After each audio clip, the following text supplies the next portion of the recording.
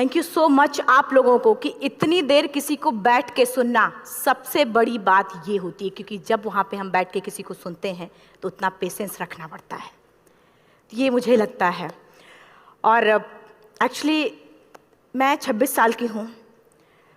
2011 में चलती ट्रेन से मुझे कुछ बदमाशों ने, मैं वॉलीबॉल चैंपियन भी रह चुकी हूँ, 2011 में चलती ट्रेन से मुझे बदमाशों ने एक गोल्ड चेन पहनी थी, चलती ट्रेन से मुझे उठा के बाहर फेंक दिया था। लखनऊ से दिल्ली आ रही थी मैं।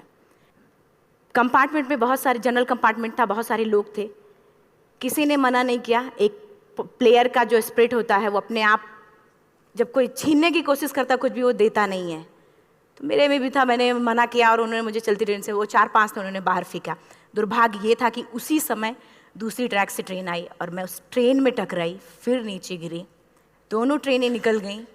कुछ देर बाद मैंने हाथ को ऐसे रख के उठने की कोशिश किया तो देखा कि मेरा पैर कट चुका था। थाई को उठा के देखा, मेरा पैर ऐसे जीन्स में लटका हुआ था, ब्लड फोर्सफुली निकल रहा, दूसरे पैर की हड्डियाँ टूट टूट के बाहर निकल चुकी थी। पूरी रात मैं चिल्लाती रही ट्रैक पे, छोटे छोटे पत्थर होते ऐसे चिल्लाती रही कि कोई बचा ले, कोई नहीं आया बचाने। और जब पूरी रात चिल्लाते चिल्लाते इतना कि मुझे दिखाई भी देना बंद हो गया, जब ट्रेन आता था तो वाइब्रेट होता था। इतना ही नहीं, फ्री का इनविटेशन भी लोगों को मिल गया था, कुछ लोगों को। ट्रैक पे आपने ट्रेन की ट्रैक पे छोटे छोटे चूहे देखे होंगे, मेरे कटे हुए पैर पे आग के मेरे पैर कुतर रहे थे।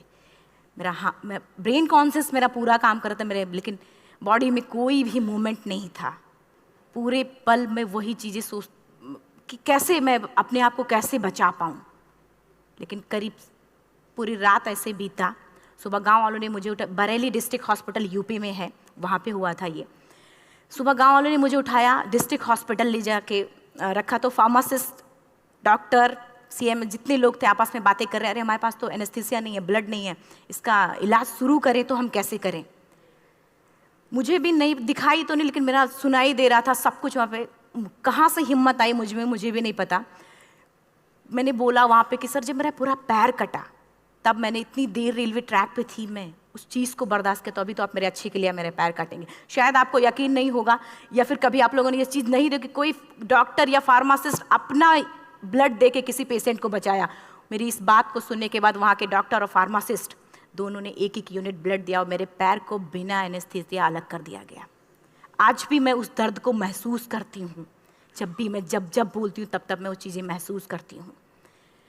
उसके बाद जब बात मीडिया में आई, लोगों को पता चला कि रिमा नेशनल प्लेयर है, KGMC king George medical college Lucknow में एडमिट करा, लखनऊ से फिर sport minister, AIIMS trauma centre Delhi. तब तक सब ठीक ठाक चल रहा था, प्लेयर होने की वजह से अच्छा ट्रीटमेंट मिलना शुरू हुआ। करीब 4 महीने मैं एम्स में रही। एम्स में रहने के बाद जब मैं थोड़ा ठीक हुई, करीब 25 दिन बाद जब ठीक हुई, न्यूज़पेपर में गोल गोल लिख के आ रहे कि अरुणिमा के पास टिकट नहीं था, अरुणिमा ट्रेन से कूद गई। उसका खंडन किया घर वालों ने, फिर बोला कि अरुणिमा सुसाइड करने गई थी। जिस लड़की का शरीर का एक अंग कट चुका, पूरी जिंदगी का पता नहीं कि व्हील चेयर है, बैसाखी या पता, यहाँ तक कि मेरे स्पाइन में 3 फ्रैक्चर था, मुझे ये भी नहीं पता था कि मैं बेड से उठ भी पाऊंगी कि नहीं। अंदाजा लगाया जा सकता, सिर्फ अंदाजा लगाया जा सकता है कि उसकी दिलो दिमाग पे क्या चल रहा होगा, उस परिवार की क्या स्थिति रही होगी जब जिस परिवार की एक यंग एज लड़की का इस तरीके का सिचुएशन हुआ हो। फिर भी कहते हैं कि जहाँ चाह होती वहाँ राह मिली जाती है। एम्स के हॉस्पिटल के बेड पे मैंने डिसाइड किया, क्योंकि अपनी बातें हम चिल्ला चिल्ला के करें, वो सिस्टम की इतनी हाई लेवल की बातें हो रही थी कि हम एक मध्यम वर्गीय फैमिली से थे, हम अपनी बातें चिल्ला चिल्ला के कह रहे थे, लेकिन कोई नहीं सुन रहा था। लेकिन कहते हैं मैंने अपने दिल, दिमाग, अंतरात्मा से ये चीज़ सोच लिया कि ठीक है, आज आपका दिन है, जितना चाहो बोल लो, एक दिन तो मेरा दिन आने वाला, मैं प्रूफ कर दूंगी कि मैं क्या हूँ, मैं क्या थी, ये मैं प्रूफ कर दूंगी। हॉस्पिटल के बेड पे डिसाइड किया वॉलीबॉल लाइफ का सबसे टफ गेम करना है, तब मैंने माउंटेनिंग चुना। जब मैंने माउंटेनिंग कहने और करने में बहुत फ़र्क होता है। जब मैंने माउंटेनिंग की बात सोची और लोगों के सामने, सबसे बड़ी चीज़ थी सही गाइडेंस में ट्रेनिंग लेना, दूसरा स्पॉन्सरशिप। इतना बड़ा एक साथ तो मैंने 40 से 50 लाख मैंने वाकई में कभी नहीं देखे थे पहले। मेरे लिए बहुत बड़ी चीज़ थी वो इकट्ठा कर पाना। जब मैंने लोगों के सामने रखा कि मैं माउंटेनिंग करना चाहती हूँ, एवरेस्ट के लिए मुझे ट्राई करना है, हर किसी ने मुझे बोला कि क्या है, पागल हो चुकी हो क्या, तुम्हारा दिमाग खराब हो चुका, तुम कभी नहीं कर सकती माउंटेनिंग। एक पैर आर्टिफिशियल है, दूसरे में रॉड है, और तुम्हारा दिमाग खराब है, स्पाइन में भी फ्रैक्चर है, तुम पागल होगे, चुपचाप कोई नौकरी करो, जीवन यापन करो। क्योंकि लोगों का सबसे बड़ा प्रॉब्लम ये होता है, लोग फिजिकल देखते, पैरों को मेरी अंतरात्मा में क्या चल रहा था वो तो किसी को पता ही नहीं था। मुझे लगता है कि आज यहाँ पे मैं भी सुबह से देख रही हूँ, इतने अच्छी अच्छी चीज़ें मैंने सीखी यहाँ पे। बहुत बड़े बड़े स्पीकर को शायद आप लोगों ने भी सुना, आज मैं भी आपको यहाँ पे कि चाहे जितना मोटिवेट करूँ, चाहे जितना चीज़ें मैं बताऊँ, लेकिन मुझे लगता है सबसे बड़ा मोटिवेटर कौन होता? आप खुद। जिस दिन किसी भी लक्ष्य के प्रति आपकी अंतरात्मा जाग गई, आपको कोई नहीं रोक सकता उस लक्ष्य को पाने में। ये मैं किताब से बातें नहीं बोल रही हूँ, ये मैं एक एक पल मैंने मैं कोई भी किताब की बातें नहीं, एक एक पल आज जो मेरा 26 साल का एक्सपीरियंस है वो मैं बता रही हूँ सिर्फ आपको। उसके बाद किसी तरीके से मैनेज किया मैंने। भाई साहब, मेरा परिवार मेरा बैकबोन था।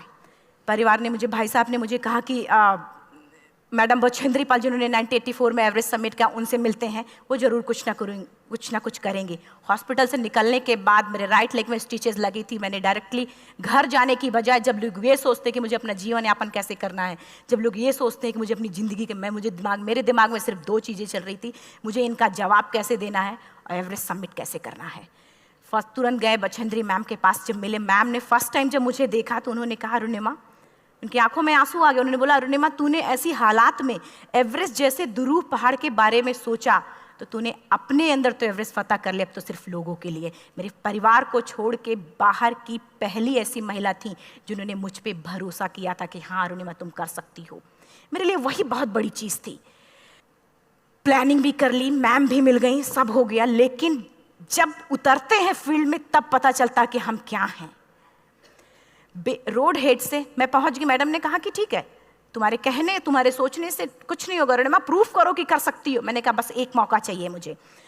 वाकई में जब मैं माउंटेन में पहुंची, रोड हेड से बेस कैंप लोगों को 2 मिनट लगता था, मुझे 3-3 घंटे लगते थे, क्योंकि मेरे राइट लेग की हड्डियां भी नहीं जुड़ी थी। लेफ्ट मेरा आर्टिफिशियल लग चुका था, लेकिन स्टंप एकदम रेड, उसका मतलब घाव एकदम नए थे। मैं अगर पैर रखती थी तो मेरे पैर से जोर से अगर दबा देती थी तो पैर से मेरे ब्लड आने लगता था। सारे लोग नॉर्मल थे वहाँ पे। हर कोई ये बोलता कि एक पीक के लिए जाते थे तो हर कोई मुझे ये बोलता कि अरुणिमा तुम धीरे धीरे आओ। मेरे दिमाग में हर बार यही बात चलती थी कि क्या है, मैंने एवरेस्ट का प्लान किया, मैं इनके बराबर भी नहीं चल पा रही हूँ। खुद से संकल्प लिया कि कोई बात नहीं, एक दिन ऐसा आएगा कि मैं इनसे पहले जाऊँगी। और आपको शायद यकीन ना हो, आने वाले 8 महीने बाद पूरा का पूरा वेट उठा के बेस कैंप से साथ निकलते और टॉप पे पहले पहुंचते। ऐसे करके देखते थे कि अरे ये लोग तो पीछे। खुशी होती थी। उससे भी ज़्यादा मुझे खुशी तब होना शुरू हुआ जब वो सारे लोग आके मुझसे ये पूछते, मैडम खाते क्या हो, बता दो, पैर नहीं है फिर भी कैसे चलते हो। उसके बाद पूरा मुझे स्पॉन्सरशिप मिला। मैं जब एवरेस्ट के लिए गई, मेरे लिए सबसे बड़ा, एवरेस्ट की जर्नी में मेरे सबसे बड़ा चैलेंज यही था कि दूसरे को समझा पाना। मैं नहीं समझा पाती कि भाई मैं कर सकती हूँ। जब मैं एवरेस्ट के लिए, शेरपा होता, शेरपा को जब ये बात पता चला कि मेरा प्रोस्थेटिक लेग है, आर्टिफिशियल लेग है, दूसरे में रॉड, बोला नहीं ले जा सकता, इसकी वजह से तो मेरी भी जान जाएगी। मैडम ने, हमने सबने कन्विंस किया तो किसी तरीके से मन। वाकई में जो टीवी में हम और उसमें फोटोज़ में देखते हैं ब्लू और ग्रीन आइस, हिला देने वाला होता। जितना सुंदर दिखता उतना ही हिला देने वाला होता। जब मैं हमारे ग्रुप में 6 लोग थे, रॉकी एरिया तक मैं सबसे पहले थी, लेकिन जैसे ही मैं ग्रीन और ब्लू आइस में गई, मेरा आर्टिफिशियल लेग स्लिप कर जाता था।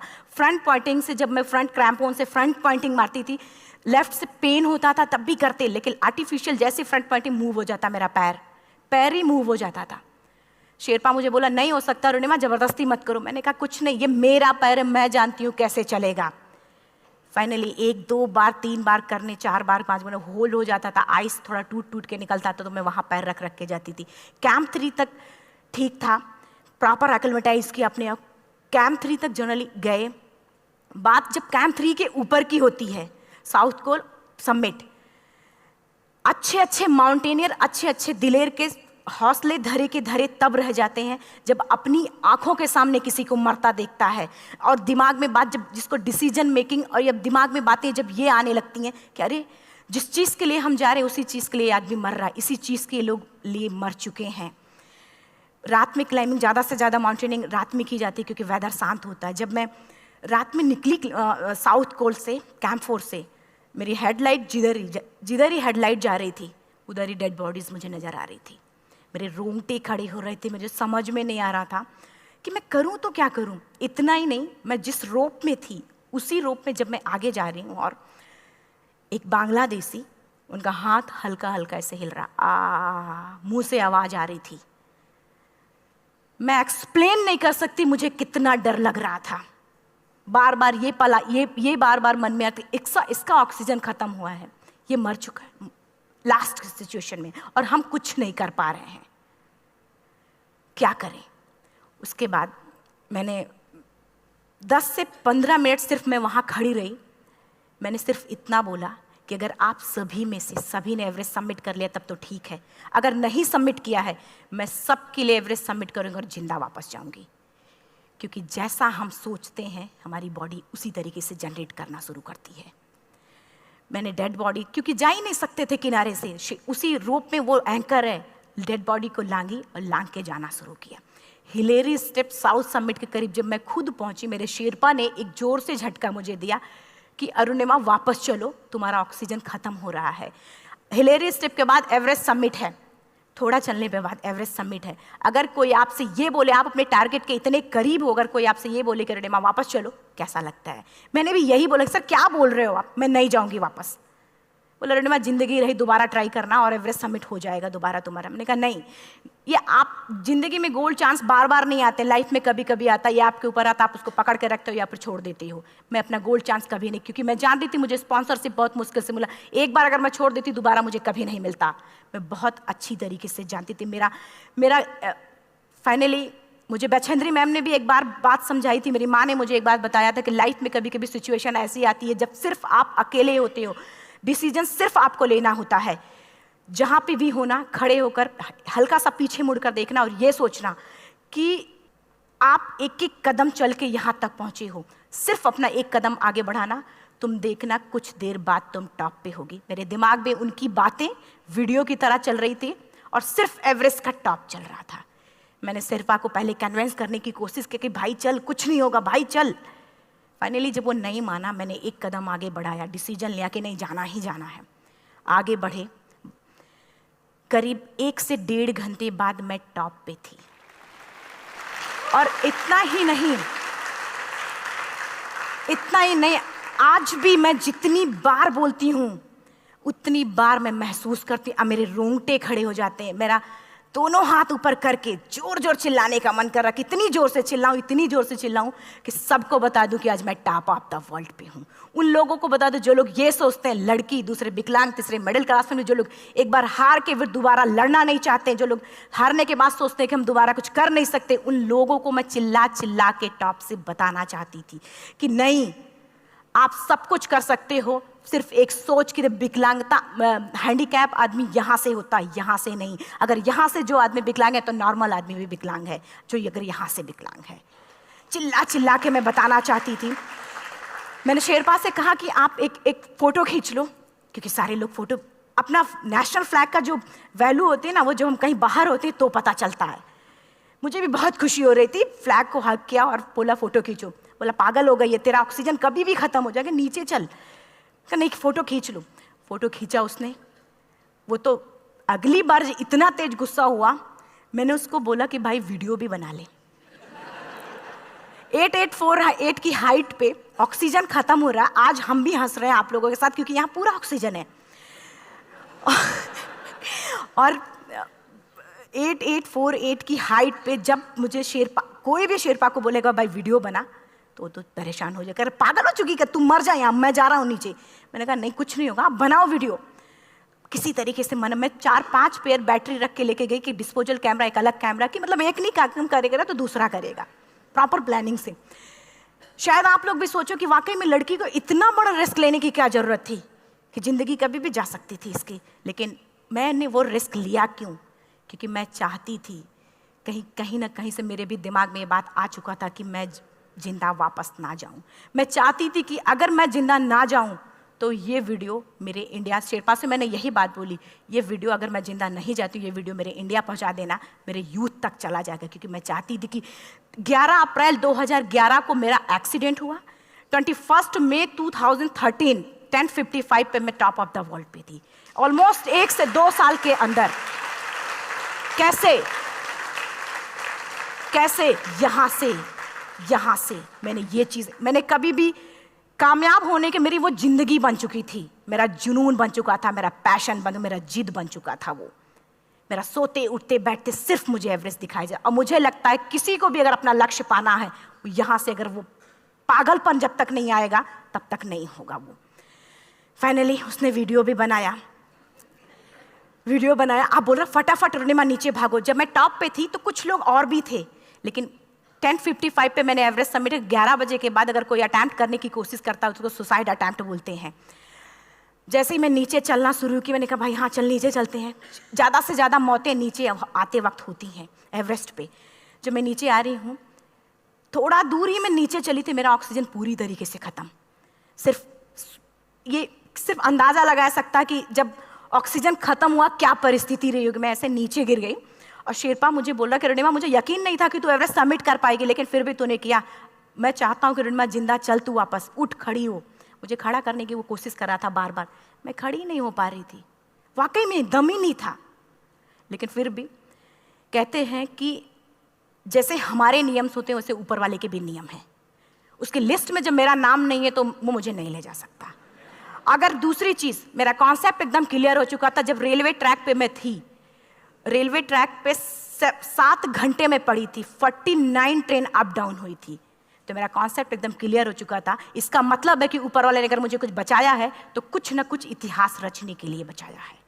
मैंने पॉजिटिव तरीके से सोचा। और उसी समय एक ब्रिटिश क्लाइंबर नीचे से ऊपर आ रहा था और उसके पास 2 ऑक्सीजन, तो उसने एक को वहीं फेंका और दूसरे को लेके नीचे जाना शुरू किया क्योंकि वेदर ख़राब था। मेरा शेरपा मुझे एंकर किया और जाने लगा नीचे, और वो फटाफट उसको लेके आए, मुझे लगाया। उसने बोला रोनिमा तू बहुत लकी है कि तुझे यहाँ पे ऑक्सीजन मिला है। वाकई में ऊपर वाला भी चाहता है कि तू जिंदा रहे। वो मुझे बार बार लकी लकी बोल रहा था। शायद आप लोग में से भी कोई होगा कि जो लक और भाग्य जैसी चीज़ों पे यकीन करता हो, या पता नहीं भी। मैं किसी की भावनाओं को ठेस नहीं पहुंचाना चाहती, लेकिन मैं इन किसी भी चीज़ों पे भरोसा नहीं करती, क्योंकि मेरा मानना है कि लक भी उसी का साथ देता है जिसके अंदर जीतने का जज्बा है। अगर आपके अंदर जीतने का जज्बा नहीं है, चारों तरफ सिर्फ बहाने होते हैं, सिर्फ बहाने, इतना सारा एक्सक्यूज़ होता है। शायद मैं भी अगर वापस आ गई होती तो मैं बोल देती मेरा ऑक्सीजन खत्म है, कोई मुझसे पूछने ना बचेंद्री मन, ना मेरा परिवार, कोई भी मुझे पूछने नहीं आता। लेकिन क्या कभी मैं अपने आप को समझा पाती? कभी नहीं। फाइनली जो भी था, लक भाग्य किस्मत में नीचे आ रही थी, बहुत खुश थी। माउंटेन, डेड बॉडीज, मेरा शेरपा, ये लोग थे। मैं किसी से शेयर भी नहीं कर पा रही थी कि अरे मैंने एवरेस्ट सबमिट किया, किसी से शेयर भी नहीं कर पा रहे थे। फटाफट मैंने नीचे हील मार के, हमारे से हील मार के नीचे आ रहे थे। एकाएक मेरा प्रोस्थेटिक लेग, पूरा का पूरा लेग ही निकल गया। -60 डिग्री तक टेम्परेचर डाउन हो जाता है एवरेस्ट पे। मेरा हाथ वगैरह ये सब ऐसे मूवमेंट, ऐसे मुड़ नहीं रहा था, ब्लड निकलने लगा था, ये सब यहाँ था। मुझे शेरपा से मैं बोल रही हूँ कि ऑलरेडी मेरा पैर कटा हुआ है, अगर दिमाग में ये बात है कि मेरा हाथ भी काटना पड़ेगा, कैसा लगेगा मेरा दिमाग। क्योंकि ये ऐसा मूवमेंट, रेड 3 स्टेज होती हैं। रेड मेरा हो चुका था, रेड, ब्लैक, ब्लू, ब्लैक हो तो काटना पड़ेगा। तो बार बार मैं बोल रही हूँ शेरपा से कि भाई हाथ मेरा कुछ हो रहा है, इसमें मूवमेंट नहीं हो रहा है, यहाँ सबसे ब्लड हो। बोला रोनिमा कुछ नहीं, जितना नीचे जाएंगे उतना अच्छा होगा। प्रोस्थेटिक लेग मेरा निकल चुका है, मैं रुकी हूँ, मेरा ऑक्सीजन चल रहा, बड़े मुश्किल से लक भाग्य किस्मत जो भी था मुझे मिला था। शेरपा मेरे आगे है, लास्ट मोमेंट तक वो मुझे बोलेगा, अगर वो मैं नहीं चलती वो मुझे छोड़ के चला जाए। गलती उसकी भी नहीं होती, क्योंकि वो क्या करे, क्लाइंबर की वजह से या तो अपनी जान वो भी दी, गलती उसकी भी नहीं है।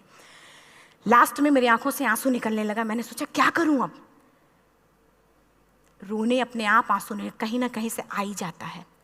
दूसरे पल मुझे समझ में आ गया कि रोने धोने से कुछ नहीं होगा। मैंने आंसू को पोंछा और रोप, जो मेरी रोप थी, रोप को पकड़ा, दूसरे हाथ से आर्टिफिशियल लेग को, पैर को घसीट के चलना शुरू हो गया, क्योंकि मेरे पास यही था।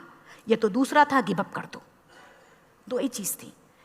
पैर को घसीट चलना शुरू हुआ। कुछ दूर नीचे चलने के आने के बाद रॉक था, उसमें घुसे, पैर को खोला, सही किया, फिर नीचे चलना।